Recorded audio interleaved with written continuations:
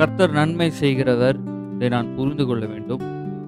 கடவுள் தீமை செய்கிறவர் கிடையாது, நல்லதை தான் செய்கிறார். எந்த மனுஷனுக்கும் ஆண்டவர் தீமை செய்கிறதே கிடையாது. மனிதர்களை உண்டாக்குனதே ஆண்டவர் தான். ஆதியில மனுஷனை உண்டாக்கும் போது ஏதேன் தோட்டத்தை அதுக்கு முன்னாடவே உண்டாக்கிட்டார். அதை உண்டாக்கி அதுல எல்லா நன்மையினால வச்சார், ஒரு தீமையை கூட வைக்கல. அது என் முன்னாதிகாரத்துல பாத்தீங்கன்னா மரம், செடி, மிருகங்கள், பழங்கள் எல்லாத்தையும் உண்டாக்கிட்டு கடைசியில மனுஷனை உண்டாக்குறார். கடைசியில மனுஷனை உண்டாக்கி எல்லாம் நல்லதுன்னு பார்த்தாரு. அவனுக்கு நதியை உண்டாக்குனாரு, பழங்களை உண்டாக்குனாரு. அவன் நடந்து போறப்பே கீழே எல்லாம் தங்கம் விளைகிற பூமி எல்லாவற்றையும் திரளா உண்டாக்கி இருந்தாரு.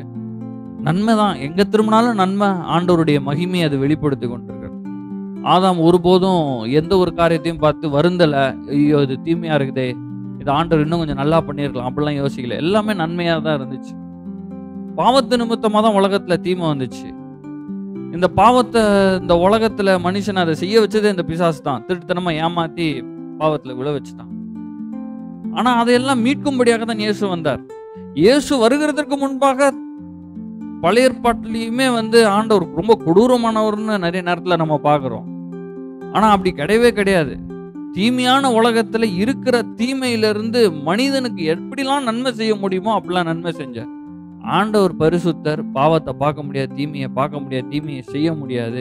பரலோகத்துல தீமை கிடையாது, பாவம் கிடையாது. அதே மாதிரிதான் பூமியை உண்டாக்கினார். பழைய ஏற்பாட்டிலே அநேக முறை மனுஷன் தவறு செஞ்சான், ஆதாம் தவறு செஞ்சான், ஆனா ஆடு அடிக்கப்பட்டது.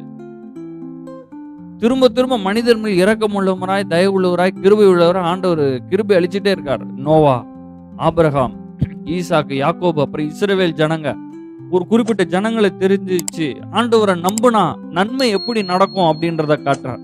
எகிப்தியருக்கும் இஸ்ரவேல் ஜனங்களுக்கும் ஒரு வித்தியாசத்தை ஏற்படுத்துறாரு. நீ ஆண்டவரை நம்புனா எப்படி இருக்கும், வாழ்க்கை நல்லதா இருக்கும், வாழ்க்கை மோசமாகாது.